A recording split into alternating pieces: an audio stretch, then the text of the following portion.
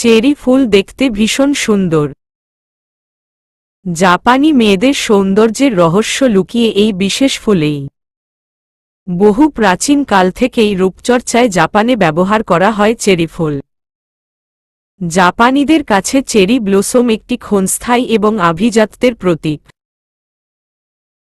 জাপানিরা সীমিত ফুলের সময়কালে চেরি ব্লসম গাছকে উদযাপন করতে এবং লালন করতে ভালোবাসে এবং অনেক লোক হানামি নামে পরিচিত ফুল দেখার পার্টি আয়োজন করে।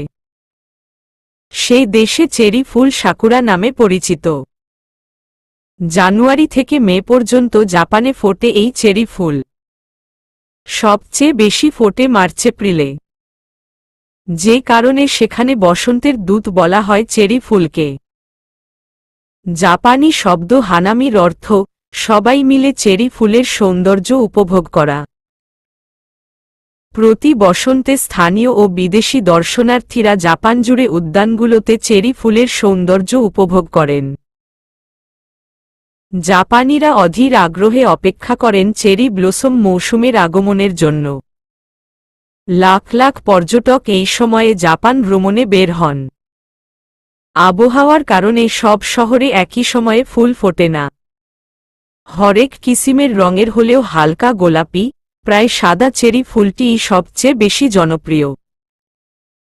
জাপানি সাহিত্য ও শিল্পে বসন্তের দূত হিসেবে বিখ্যাত এই ফুল। সুইজারল্যান্ডে এপ্রিল মাস। চেরি ফুল ফুটে গেছে ইতিমধ্যে। সুইজারল্যান্ডে খুব কম সংখ্যক চেরি ব্লসম রয়েছে। চেরি ফুল বা চেরি ব্লসমের সাথে আমরা প্রায় সবাই কমবেশি পরিচিত। গোলাপি বা সাদা রঙের অপূর্ব সুন্দর এই ফুল পছন্দ করে না এরকম মানুষ বিরল। চেরি ব্লসমকে জাপানের জাতীয় ফুল হিসেবে বিবেচনা করা হয়। ইউরোপে 19 শতকের শেষ থেকে 20 শতকের গোড়ার দিকে কলিংউড ইংগ্রাম, একজন ইংরেজ, জাপানি চেরি ফুল সংগ্রহ ও অধ্যয়ন করেছিলেন এবং বিভিন্ন শোভাময় জাত তৈরি করেছিলেন এবং চেরি ব্লসম দেখার সংস্কৃতি ছড়িয়ে পড়তে শুরু করেছিল। এখন চেরি ব্লসমের সময়। রুদ্র যে বিল্ডিংয়ে থাকে সেই বাড়ির চারিদিক চেরি গাছে পরিপূর্ণ। পুরো রাস্তা জুড়ে রয়েছে পাতাবিহীন চেরি গাছ। তটিনীর এই জিনিসটা খুব অবাক লাগে আবার ভালোও লাগে, পুরো গাছে একটা পাতাও নেই, শুধু ফুল আর ফুল। গোলাপি সাদা ফুলে ফুলে প্রকৃতি যেন নিজের রূপ লাবণ্যের জলসা সাজিয়েছে। তটিনী মুগ্ধ চোখে চেরি ফুল দেখছে। হাত দিয়ে ছুঁয়ে দিলেই যেন মূর্ছা যাবে এই ফুল। তার ফুল কুড়াতে ইচ্ছে করছে। রুদ্র তটিনীর কিছু ছবি তুলে নিল। তটিনী ছবি পেয়ে মহাখুশি। রূপান্তরকে এবার জ্বালিয়ে শেষ করা যাবে এটা দেখিয়ে। তারপর দুজন লেক দেখতে গেল। খুব আশ্চর্যজনক সুন্দর একটি লেক। তটিনী ও রুদ্র নৌকাতে চড়ে লেকে চারিদিকে ঘুরতে লাগল। হঠাৎ নৌকা দুলে শব্দে উঠল। নৌকায় বৃদ্ধ দম্পতি একজন আরেকজনের হাত ধরে আছে শক্ত করে। দুজনেই লাইফ জ্যাকেট পরা, তারা বোটে উঠতে ভয় পাচ্ছে সম্ভবত। নৌকার চালক খুব যত্ন করে তাদের নিয়ে বসালেন। বৃদ্ধ দম্পতির চোখে অপার আনন্দের ছোঁয়া। মনে হচ্ছিল কোনোরকম ঝড়ঝাপটা ছাড়া খুব আনন্দে কেটেছে তাদের পুরোটা জীবন। এই বৃদ্ধ বয়সেও দুজনের মধ্যে কি মিল, কি প্রেমময় সম্পর্ক। একজন আরেকজনের হাতও ছাড়ছে না। শীতকালের ঝিরিঝিরি বাতাস গায়ে লাগছে। লেকের চারিদিকেও রয়েছে চেরি ফুল। চেরি ফুলের সৌন্দর্য পানিতে আরো সুন্দর করে ফুটে উঠেছে। তটিনীর চোখে এক অন্যরকম আনন্দ ঝিলমিল করছে। রুদ্র মৃদু হেসে তার দিকে তাকাল। তটিনী নিজের অজান্তেই কেমন শান্তি বোধ করছে। পানিতে নিজের হাত ডুবিয়ে দিল সে, ঠান্ডায় যেন হাত জমে যাচ্ছে তারপরেও বের করতে ইচ্ছা করছে না। রুদ্র পানিতে নিজের হাত ডুবিয়ে তটিনীর হাত মুঠো করে ধরল। এই এক অন্যরকম অনুভূতি। তটিনী খেয়াল করে দেখল সেই বৃদ্ধ দম্পতি ও সেম কাজটাই করছেন। জীবনে আসলে সুখী হতে বেশি কিছু লাগে না। একটা ভালোবাসার মানুষই পারে জীবনের সব দুঃখ এক নিমিষেই উধাও করে দিতে। পৃথিবীতে এমন অহরহ মানুষ রয়েছে যাদের ছোটবেলা থেকে বড়বেলা কাটে কষ্টে, কিন্তু একটা সময় পর যখন তাদের প্রিয় মানুষ হয় তখন তারা সব দুঃখ ভুলে যায়। প্রিয় মানুষ পেয়ে তারা এত খুশি হয় যে আগের পাওয়া সব দুঃখ সেই সুখের কাছে খুব কম মনে হয়। হাজার হাজার দুঃখ যন্ত্রণা নিরাময়ের খুবই সহজ একটি মাধ্যম হল প্রিয় মানুষ। লক্ষ কোটি কারণের একটাই সমাধান। সুন্দর না? রুদ্র ও তটিনীর লেক ঘোরাঘুরি শেষ হল। তারা বৃদ্ধ দম্পতির সাথে কিছুক্ষণ কথা বলল। বৃদ্ধ দম্পতি তাদের মাথায় হাত বুলিয়ে তাদের প্রভুর নাম নিয়ে দোয়া করে দিলেন। রুদ্র ও তটিনী বিনা দ্বিধায় তা গ্রহণ করল। বৃদ্ধ নিজের বাড়ির ঠিকানা দিলেন। রুদ্র ও তটিনী তার বাড়িতে গেলে তিনি অত্যন্ত খুশি হবেন। রুদ্র কথা দিল না, তবে কখনো সেদিকে যাওয়া হলে যাওয়ার সম্ভাবনা থাকবে। তারা বিদায় নিল। রুদ্র ও তটিনী হাতড়ো হাত রেখে ঘুরল শহরের প্রতিটি কোণা। সুইজারল্যান্ডের মধুচন্দ্রিমাটার স্থায়িত্ব ছিল 7 দিন। তটিনী 7 দিন পর যখন এয়ারপোর্টের পৌঁছাল, রুদ্রের সে কি পাগলামি! তটিনী তো এক পায়ে থেকে যেতে রাজি, কিন্তু রুদ্র নিজেকে সামলে নিল।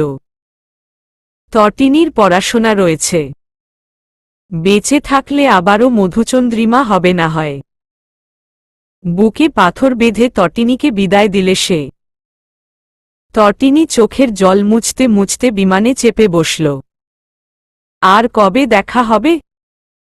আর কবে একসাথে তুষারপাত দেখবে তারা? আর কবে চেরি ব্লসমের সুবাসে মাতোয়ারা হতে পারবে সে? আর ওই বৃদ্ধ দম্পতি, তাদের বাড়িতে কি যাওয়া হবে তার কখনো? উত্তর মেলে না। তবে ভেতর থেকে কেউ বলে, রুদ্র যতদিন আছে ততদিন তোমার কোনো চিন্তা নেই তটিনী। চাপ নিও না, রুদ্র সব পারে। রুদ্র তার তটিনীর জন্য সব করবে। তটিনী চোখের জল মুছে হাসল। ঠিকই তো, রুদ্র যখন বলেছে আবারও হবে, তার মানে তাদের আবারও এই সুইজারল্যান্ডের মাটিতে পা রাখা হতে পারে। রুদ্র নিশ্চয়ই এমনি এমনি আশ্বাস দেয়নি। বিমান ত্যাগ করে আকাশে উড়ে গেল। এয়ারপোর্টের বাহিরে দাঁড়ানো তটিনীর শুভ্র মানবটি চোখের কোণের জল মুছে নিল খুব গোপনে। সে ক্লান্ত পথিকের মতো সুইজারল্যান্ডের সন্ধ্যায় ঘেরা পথে হাঁটতে শুরু করল। সে জানে না আজ তার গন্তব্য কি, শুধু জানে তাকে হাঁটতে হবে। একা হেঁটে আবারও অভ্যস্ত হতে হবে। সাথে দিতে হবে মনের বাড়াবাড়ি রকমের ইচ্ছেদের জলাঞ্জলি। এই যে তার মন বাড়াবাড়ি রকম ইচ্ছে পোষণ করছে। তার মন বলছে তটিনী বিমানে উঠেনি, কিন্তু সে জানে তটিনী বিমানে উঠেছে। মন বলছে তটিনী এখনই হয়তো দৌড়ে এসে তাকে জড়িয়ে ধরবে, বলবে, আপনাকে ছাড়া থাকতে পারি না, যাব না কোথাও। যদি যেতে হয় আপনার সাথেই যাব। হ্যাঁ, তটিনী এটা বলেছে রুদ্রকে, কিন্তু বিমানে উঠার আগে। কিন্তু রুদ্র মনের বিরুদ্ধে গিয়ে তটিনীকে থামিয়ে দিয়েছে। মাঝে মধ্যে আমাদের মনের বিরুদ্ধে গিয়ে নিজেদের ভালোর জন্য অনেক কিছু করতে হয়। এটাতেই তাদের ভালো হবে। সেজন্য সে মনের বিরুদ্ধে গিয়ে তটিনীকে পাঠিয়ে দিয়েছে। সুইজারল্যান্ডের রাস্তা দিয়ে হেঁটে হেঁটে সে পথিক নিজ মনে শুধাল, তুমি আজ চলে গেছ বলে মধুচন্দ্রিমার চন্দ্র থমকে গেছে। তুমি চলে গেছ বলে নিস্তব্ধ ফ্ল্যাটটি আজ একা পড়ে আছে। তুমি চলে গেছ বলে তোমার আমার বেডরুমটি আজ দুটি মানুষের আলিঙ্গনের অভাবে ভুগছে। অবশেষে তুমি চলে গেছো বলে চেরি ব্লসমের গাছ থেকে কমেনি আর একটিও ফুল। কেউ তাকে আবদার করে বলেনি তোমার গাছ থেকে একটি ফুল নেই? এক ক্লান্ত পথিকের বুক পুড়ছে, সে থমকে গেছে তোমাকে নিয়ে সাজানো দুনিয়াতে। তোমার আমার আবার দেখা হোক। সুইজারল্যান্ডের মাটিতে আবারও আমাদের মধুচন্দ্রিমা হোক।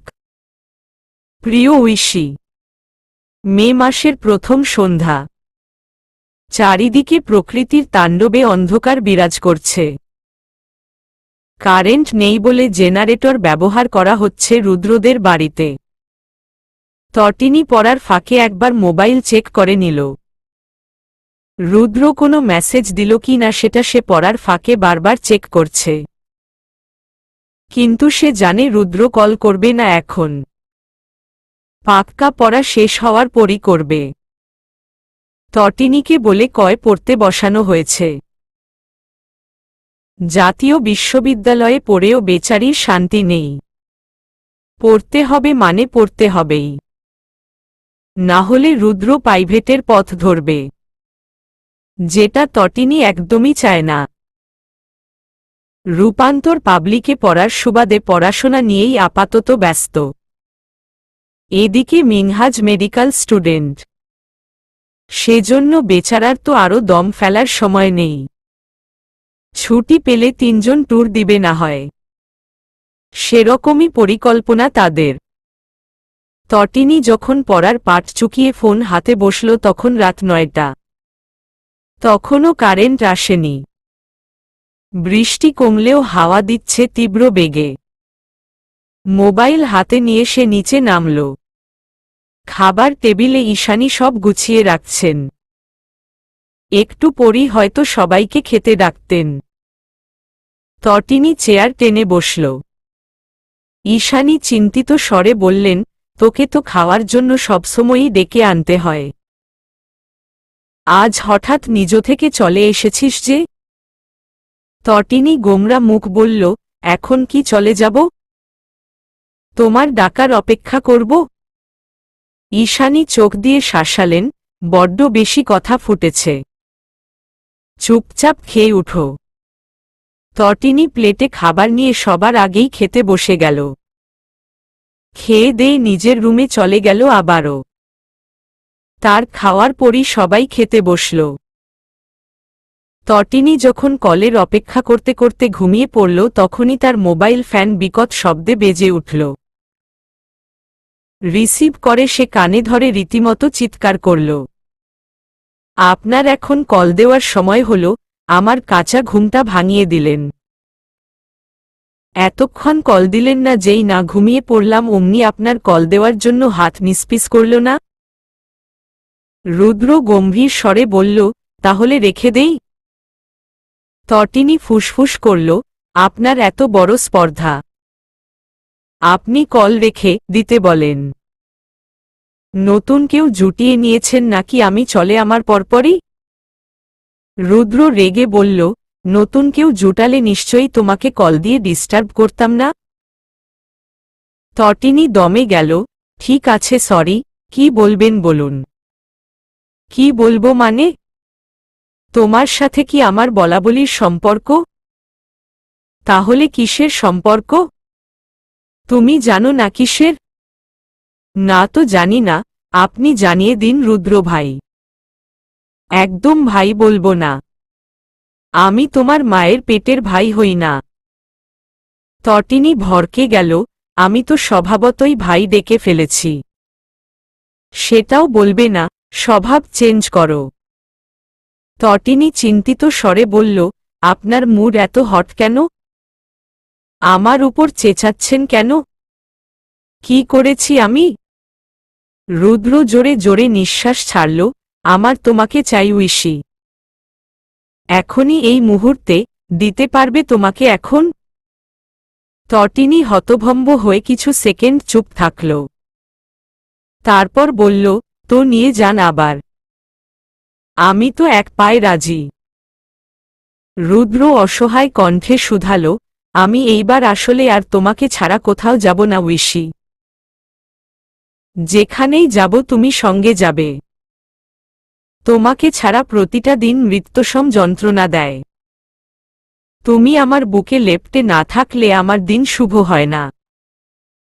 তটিনী আবেগী কণ্ঠে বলল, আপনিও না দিলেন তো মুড নষ্ট করে। এবার আমি ঘুমাবে কিভাবে? রুদ্র আবদার করল, আজ সারারাত কথা বলি প্লিজ। তটিনী হাসল, আমার সবকিছুই আপনার কাছে গিয়ে থামে। আপনি আবদার করেছেন তা পূরণ করা অবশ্যই কর্তব্য। তটিনী ও রুদ্রের বকবকানি চলতে থাকল। এদিকে রূপান্তর একের পর এক কল করছে মিনহাজকে। বেচারা মিনহাজ তখন ফোন সাইলেন্টে রেখে পড়াশোনা করছে। ডাক্তার হওয়া তো সহজ নয়। সবসময়ই পড়াশোনার উপর থাকতে হয়। রূপান্তর একসময় ক্লান্ত হয়ে কল করা বন্ধ করে দিল। তীব্র অভিমানে ফুপিয়ে উঠতে লাগল বারবার। তার কেন যেন মনে হচ্ছে মিনহাজ অন্য কারো প্রতি ঝুঁকে গেছে। সেজন্য তাকে আগের মতো পাত্তা দিচ্ছে না। এমন যদি হয় তো সে মিনহাজকে খুন করতে দুবার ভাববে না। তার হাজবেন্ড হয়ে কি না অন্য মেয়ের সাথে টাঙ্কি মারবে? কত বড় সাহস! রূপান্তর রেগেমেগে মেসেজে টাইপ করল, কি রে চৌধুরীর পোলা, তোর এত ভাব কিসের? কোনো মায়ার পিছনে ঘুরোস? আমারে খেলনা পাইছত?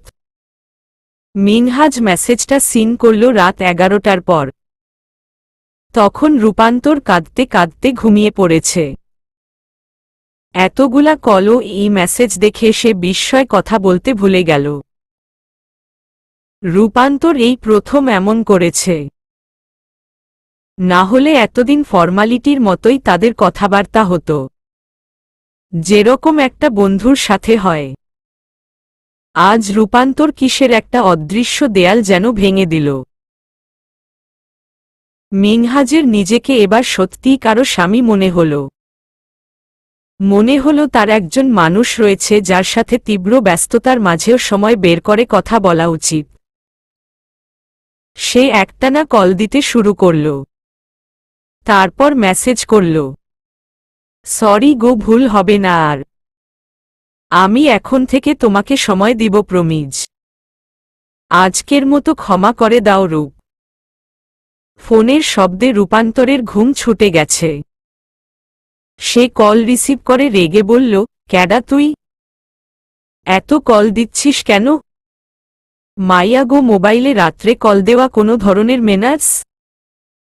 মিনহাজ শব্দ করে হাসল, আমি তো অন্য মেয়েকে কল দেইনি, নিজের বউকে দিয়েছি, যেটা প্রত্যেকটা স্বামীর কর্তব্য ও অধিকার।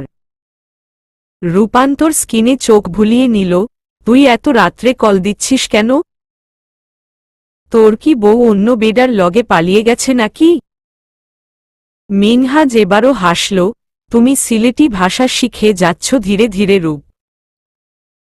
রূপান্তর দাঁতে দাঁত চেপে হুঙ্কার দিল, ওই চৌধুরী। মিনহাজ থমকাল, আবার ডাকো তো। রূপান্তর রেগেমেগে বলল, ওই চৌধুরী। মিনহাজ হেসে বলল, এই ডাকটা এত মনে ধরেছে। তুমি আমাকে এই নামেই ডেকো কেমন? রূপান্তর ফুসফুস করল, মজা হচ্ছে? আমি কি তোর লগে মজা করতাছি? আমি রেগে আছি বুঝতে পারছিস না? কি করলে রাগ কমবে? তুই এমন কেন? আমি তোর কেউ হই না? যেহেতু কেউ হই না তো তুই করে ডাকবি। বন্ধু ছাড়া আমি তোর কিছু হই না। বউ হও তো। চৌধুরীর বউ তুমি। একদম আবেগ দেখাতে আসবি না। আমি যে কলের পর কল দিলাম তখন তোর আবেগ কই ছিল? সরি বউ, ফোন সাইলেন্ট ছিল। চৌধুরীর বউকে 101 বার সরি। রূপান্তর একটু গলল, এভাবে ডাকবি না খবরদার। আমি তোর কেউ হই না।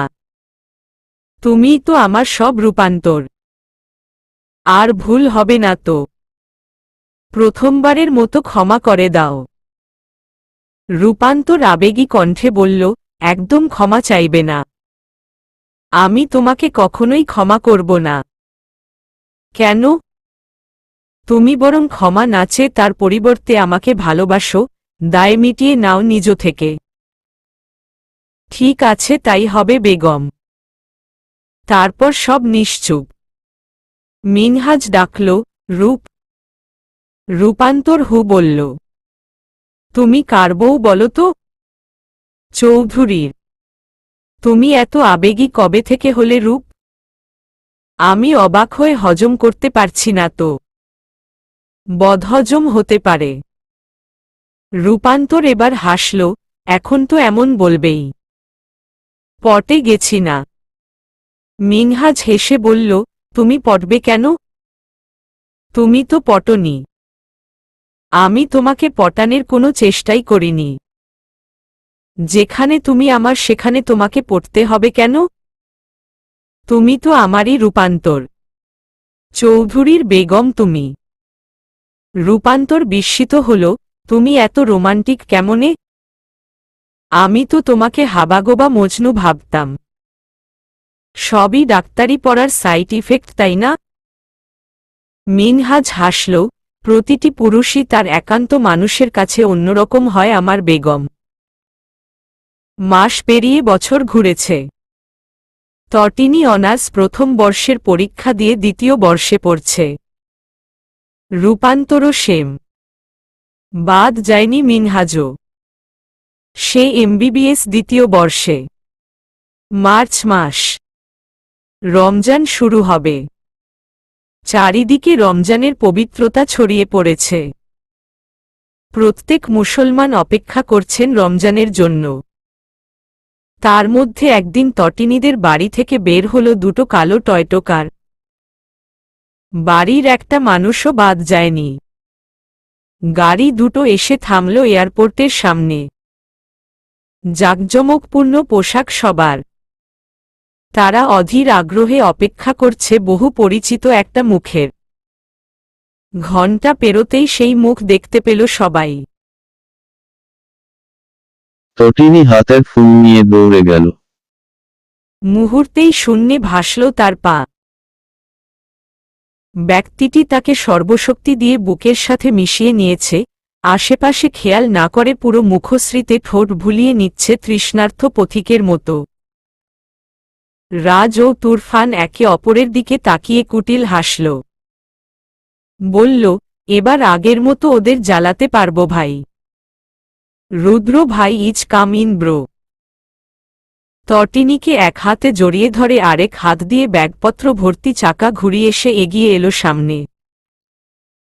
রোবা নাহার ছেলেকে জড়িয়ে ধরে কপালে আদর দিলেন।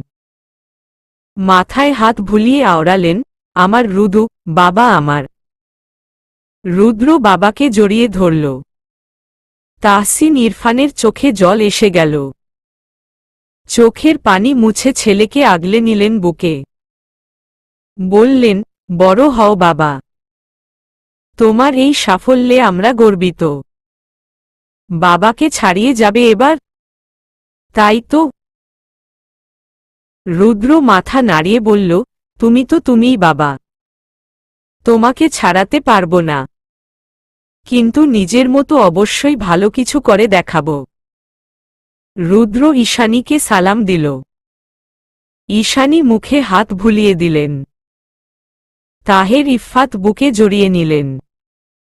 আরে আমার জামাই রাজা যে। বড় হও বাবা। রুদ্র হাসল। রাজ ও তুরফানের কান টেনে বুকে জড়িয়ে নিল। দুটো বড় হয়েছে এখন। পাবলিক ভার্সিটিতে অনার্সে পড়ছে। রুদ্রদের বাড়িটি আজ আত্মীয় স্বজনে ভরপুর। শিশির ও তার বোন চশমা ঠিক করতে করতে তটিনী ও রুদ্রকে পর্যবেক্ষণ করছে।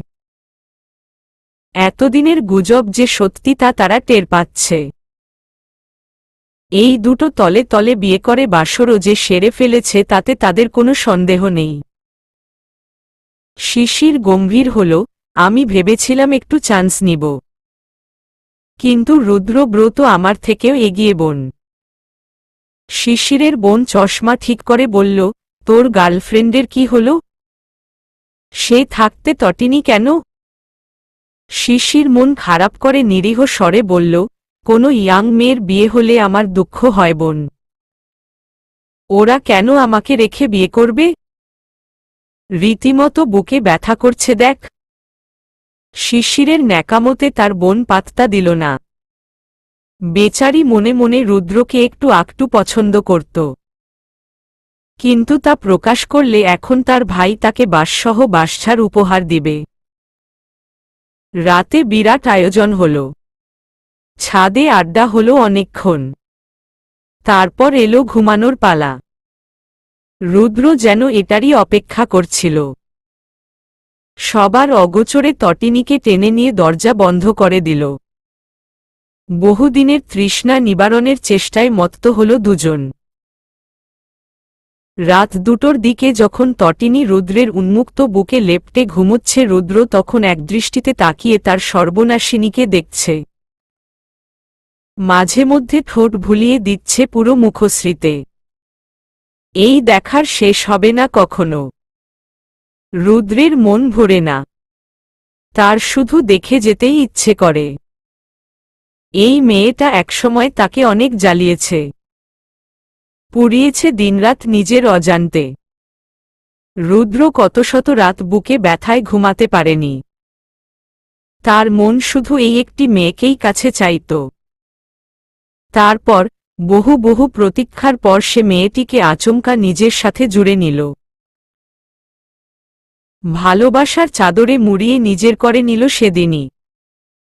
এই তাকে রুদ্র এত ভালোবাসে, তাতে কি রমণীর ভাবান্তর হয়?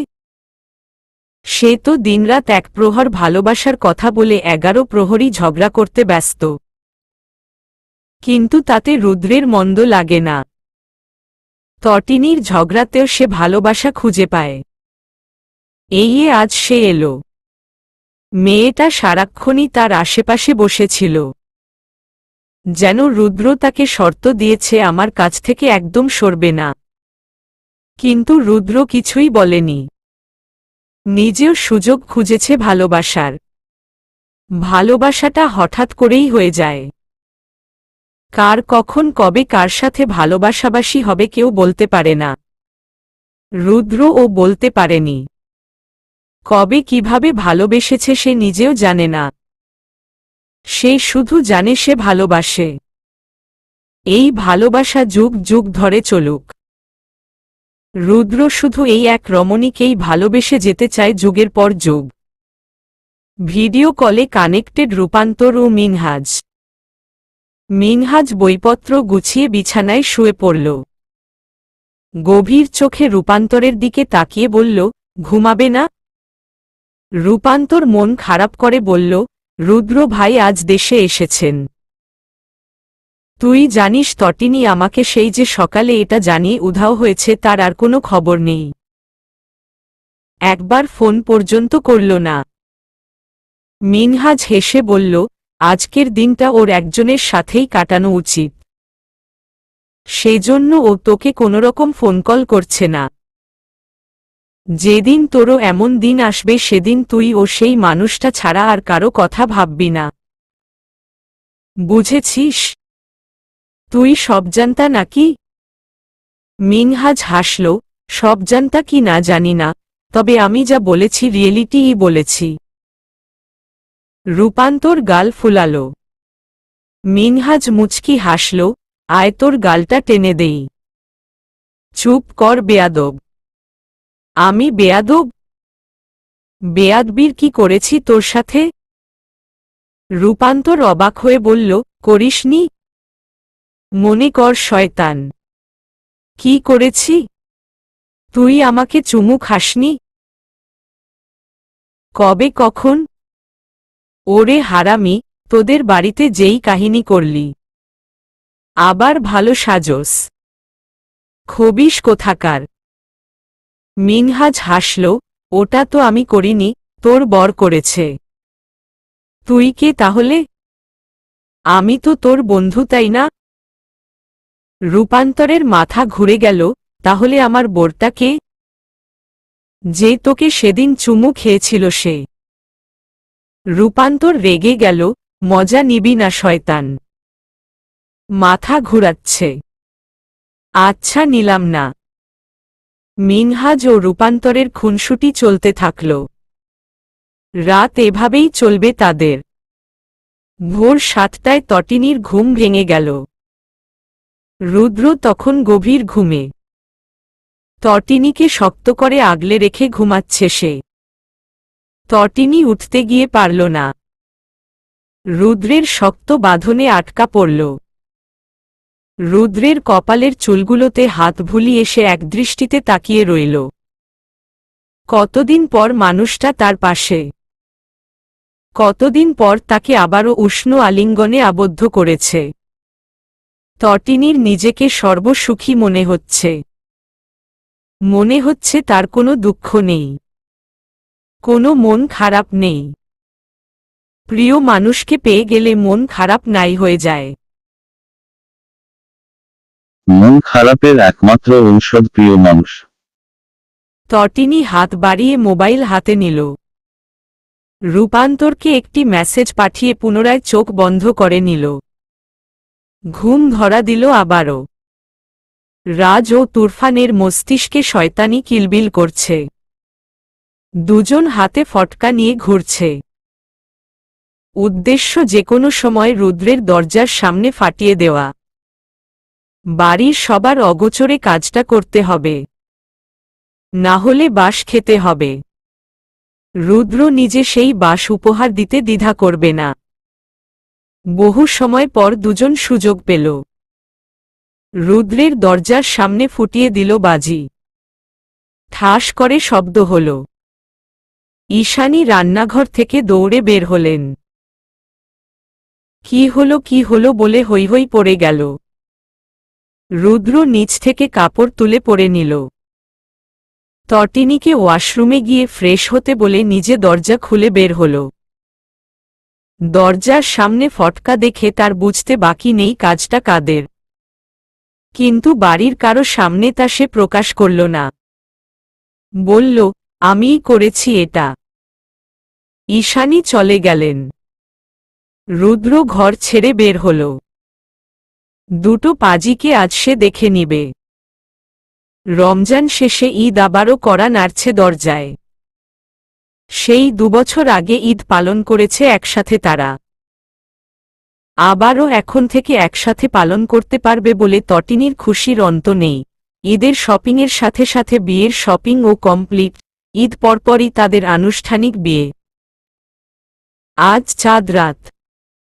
ছাদে গোল হয়ে বসেছে সবাই। রুদ্র তটিনীর হাতে মেহেদি পরিয়ে দিচ্ছে সযত্নে। বিয়ে ও ঈদ একসাথে কাটাবে কাছের সব আত্মীয় ইতিমধ্যেই বাড়িতে উপস্থিত। ছাদে পা ফেলার জায়গা ও অবশিষ্ট নেই। মেহেদি আর্টিস্টরা মেহেদি পরাতে ব্যস্ত।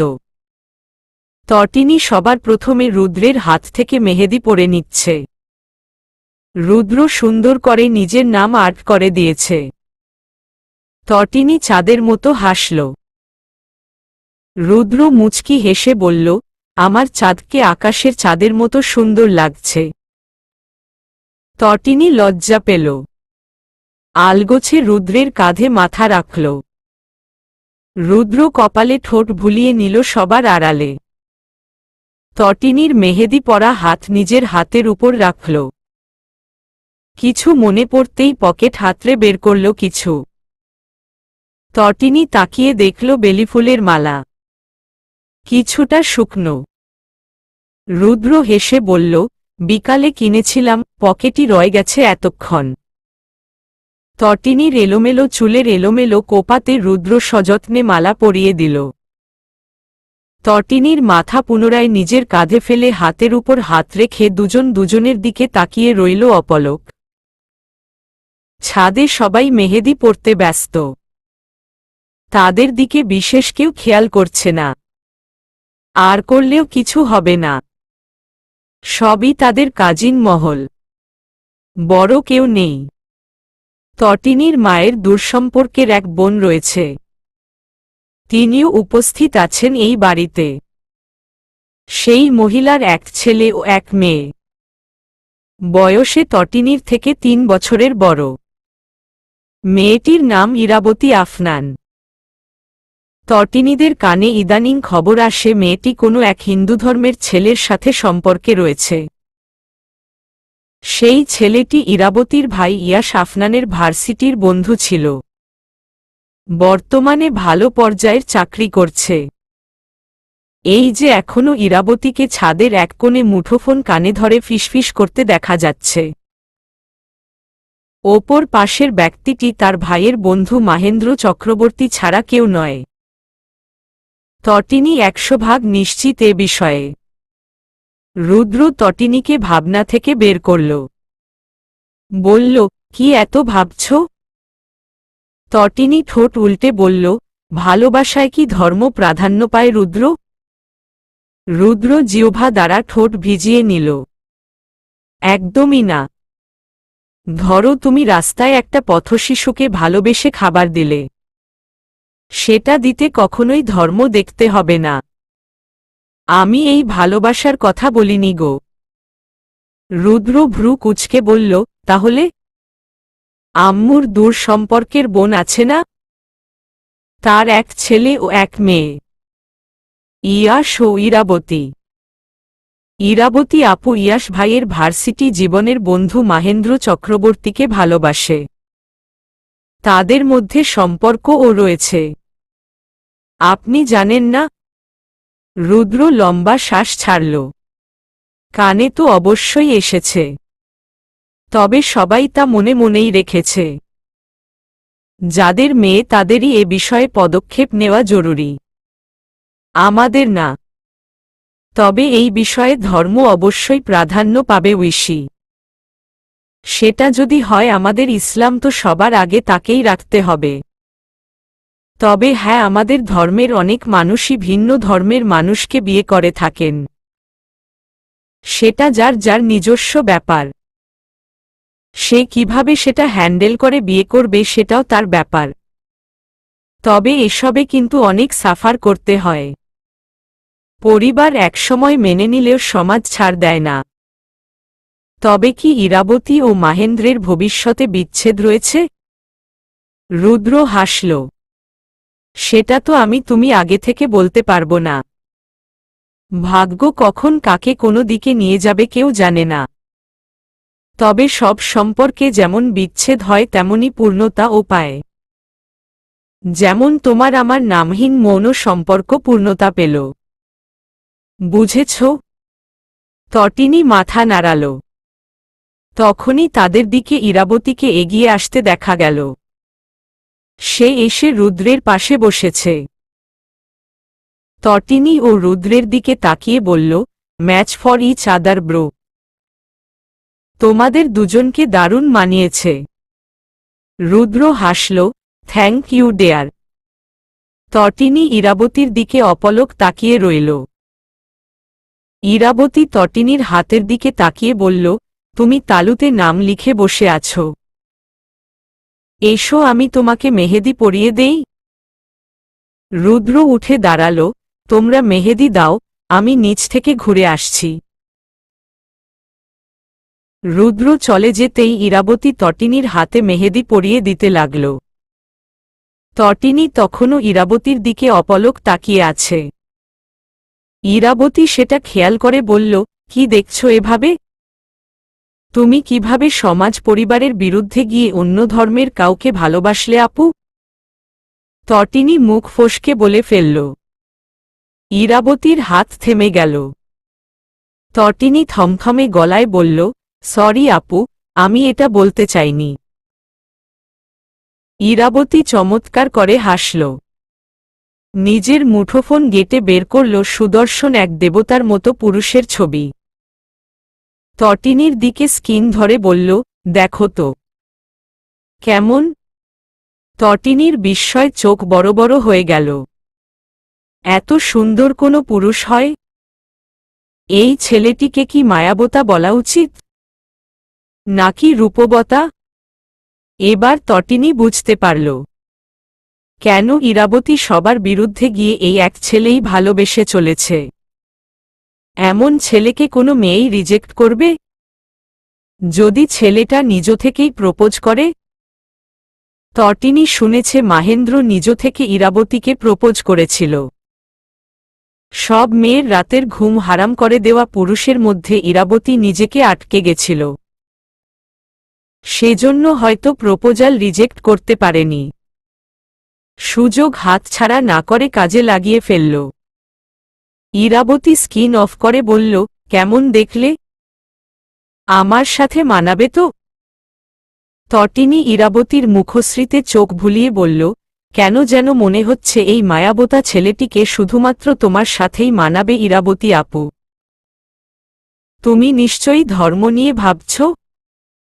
তটিনীর হ্যাঁ সূচক উত্তরে ইরাবতী চমৎকার করে হাসল। আমি কখনোই আমার ধর্ম ত্যাগ করব না। সেও করবে না। কিন্তু আমরা কেউ কাউকে ছাড়তে পারব না তটিনী। নিজ নিজ ধর্ম নিজ নিজভাবে পালন করব। কিন্তু ভালোবাসাটা হবে দুজনার। আমাদের মতো পৃথিবীতে আরও অনেকে আছে, বিশেষ করে ভিনদেশে। সেখানে ধর্ম বর্ণ দেখে বিয়ে ভালোবাসা হয় না। তাদের যাদের ভালো লাগে তার সাথেই লিভ ইনে চলে যায়। আমরা সেরকম কিছুতে যাব না কখনোই। বিয়ে করব অবশ্যই, তবে কখন কোথায় জানি না। আমাদের বিয়ে সমাজ মানবে না জানি, কিন্তু পরিবার মানবে কি না বুঝতে পারছি না। ইতিমধ্যে ভাইয়ের সাথে মাহেন্দ্রের বন্ধুত্ব নষ্ট হয়ে গেছে, কিন্তু আমরা নিজেদের ছাড়তে পারব না। সেজন্য টিকে আছি। ইরাবতী ফের মেহেদি দিতে শুরু করল। তটিনী প্রশ্ন করল, ধরো তোমাদের বিচ্ছেদ হল, তখন কি করবে? ইরাবতী চমৎকার করে হাসল, তার আমার বিচ্ছেদ হবে না তটিনী। আমি জানি সে আমার জন্যই জন্ম নিয়েছে। তটিনী আশ্চর্য হয়ে তাকিয়ে এক পাগল প্রেমিকাকে দেখল। কিরকম আত্মবিশ্বাস মেয়েটার! সমাজ পরিয়াবর সবার বিরুদ্ধে গিয়ে একটা ছেলেকে ভালোবেসে চলেছে। তোমাদের রিলেশনের কত বছর? আমাদের কোনো নামের সম্পর্ক নেই তটিনী। আমরা প্রেম করছি না। তটিনী অবাক হল, তব? ইরাবতী তার সেই চমৎকার হাসি হাসল। আমরা এক অনুভূতিতে তলিয়ে গেছি তটিনী, যেখানে সবসময়ই অপ্রেমের খেলা চলে। তাকে আমি কখনো ভালোবাসি বলিনি, সে কখনো আমাকে ভালোবাসি বলেনি। শুধু বলেছিল হাত ধরবে। এইটাই তার সেই বিখ্যাত প্রপোজ। তারপর কখনো ভালোবাসাবাসির কথা হয়নি। আমাদের সম্পর্কটা ভীষণ অন্যরকম তটিনী। তার সাথে আমার মাসেও দেখা হয় না অনেক সময়। আমরা কখনোই সময় ঠিক করে দেখা করিনি। তবে আমাদের দেখা হয়ে যায়, যেমনটা হয়ে গেছে অপ্রেম। তোমরা কোনো রিলেশনে নেই? সবাই ভাবে আমরা রিলেশনে, কিন্তু আসলে আমরা কোনো রিলেশনে নেই। আমাদের মনের কথা একে অপরকে বলা হয়নি। আমরা নিজ থেকে বুঝে নিয়ে এক নামহীন সম্পর্কে জড়িয়েছি। সেখানে কেউ কাউকে কোনো দায়বদ্ধতা দেখায় না, তবুও যেন কত দায় থেকে যায়। তটিনী আশ্চর্যরকম এক অপ্রেমের কথা শুনে কথা বলার ভাষা খুঁজে পেল না। এভাবেও ভালোবাসা যায়? চলবে। প্রিয়রুদ্র ভাই। পর্ব ৩৫, বিয়ে। তাহিনানি ভৃতপ্রাণ। চারিদিকে জমজমাট আয়োজন। রুদ্র ও তটিনীর বিয়ে আজ। ঈদের একদিন পরই বিয়ের আয়োজন হল। গতকাল বিশাল আয়োজন করে গায়ে হলুদের অনুষ্ঠান করা হয়েছে। ইতিমধ্যে তটিনী ও রুদ্রের সামনাসামনি কাজী এসে বসেছেন। বিয়ে পড়ানো শুরু করলেন তিনি। প্রাপ্তি, প্রণয়কে পরিণয়ে রূপান্তর করতে রুদ্র ও তটিনী আবারও আনুষ্ঠানিকভাবে বিয়ে করে নিল। রুদ্র পরেছে সাদার মধ্যে সোনালী কারুকার্যের শুভ্র পাঞ্জাবি। তটিনী লাল খয়েরি ভারী শাড়ি ও মাথায় লাল চকচকে কাজ করা দোপাট্টা। সাথে ভারী মেকআপে মন্দ লাগছে না। রুদ্র ও তটিনীর বিয়ের পর এলো মুখ দেখা পর্ব। সবাই চারিদিক থেকে গোল হয়ে দাঁড়িয়েছে। রুদ্র তটিনীর দোপাট্টা তুলে দিল সিথি সমান। হাত ভর্তি মেহেদি তার সৌন্দর্য বাড়িয়ে দিয়েছে। সাথে ঠোঁটার কোণের সর্বনাশী হাসি রুদ্রের সর্বনাশ করতেই যথেষ্ট। রুদ্র সবার আড়ালে কানে ফিস ফিস করে বলল, সর্বনাশিনীর সর্বনাশী রূপে রুদ্র ইরফানের সর্বনাশ সর্বদার মতো প্রযোজ্য। কৃতজ্ঞতা তোমায় রুদ্রের সর্বনাশিনী হওয়ার জন্যে। আংটি বদল হল। রুদ্র নিজের ইনকামের উপার্জন দিয়ে ছোট একটি ডায়মন্ডের আংটি কিনেছে। সেটাই তটিনীকে পরিয়ে দিয়েছে সে। তারপর এলো খাওয়া দাওয়ার পাট। সবাই খেতে বসল। রুদ্র তটিনীকে নিজ হাতে খাইয়ে দিল। ফটোশ্যুট তো সবসময়ই করা হচ্ছে। ইতিমধ্যে রুদ্র নিজেদের ছবিসহ মেরিট স্ট্যাটাস দিয়ে দিয়েছে। রুদ্রের কমেন্ট বক্সে কমেন্টর ঝড়। সেই ডাটা অফ করে রেখে দিয়ে তটিনীর হাত ধরে বসে রইল। রূপান্তর ও মিনহাজকে দেখা গেল। তারা ম্যাচিং ড্রেস পরেছে। তটিনীর কানে কানে বলল, দোস্ত দোয়া করে দিস যাতে এবার আমার বিয়েটা হয়। শুনেছি বিবাহিত মহিলাদের দোয়া লেগে যায়। তটিনী ঠোঁট চেপে হাসল। মিনহাজ ভ্রু কুঁচকে বলল, তুই ওর কানে কানে কি বলছিস? জোরে বল, আমিও শুনব। রূপান্তর কোমরে হাত রেখে বলল, আমাদের পার্সোনাল কথা জোরে বলতে যাব কেন? মিনহাজ রুদ্রের পাশে বসল। রূপান্তর বসল তটিনীর পাশে। ক্যামেরায় তাদের যুগলবন্দি হল। গাড়ি কমিউনিটি সেন্টার থেকে রুদ্রদের বাড়ির দিকে ছুটছে।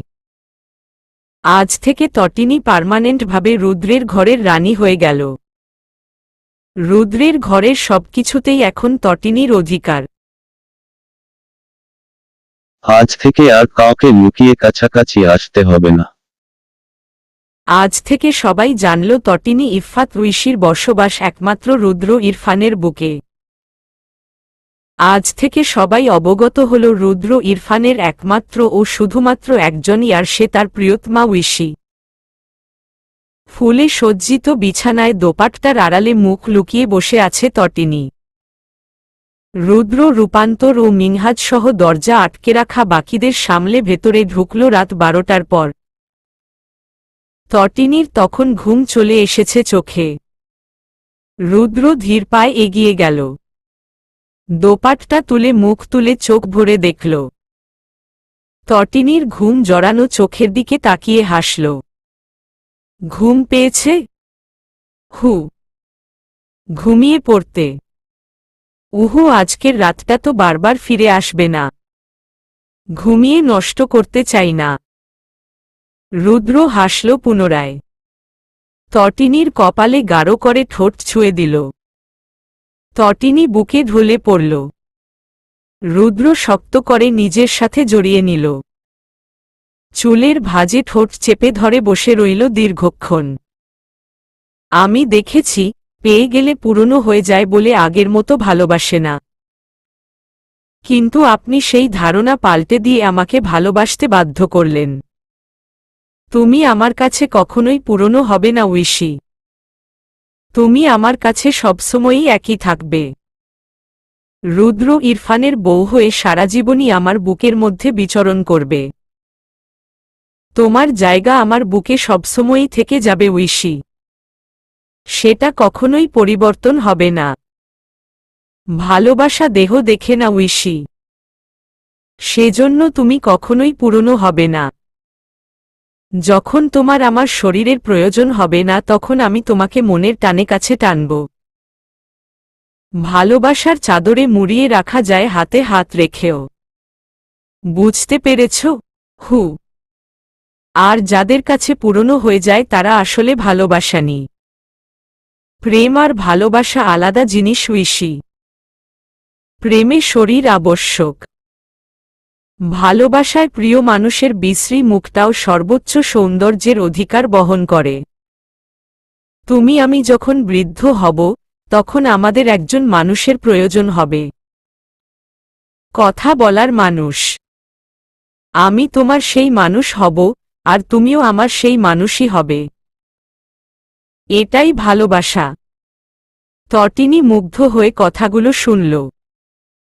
রুদ্রের কপালে গাঢ় করে ঠোঁট ছুঁয়ে হাসল। রুদ্র ভ্রু নাচিয়ে বলল, কি?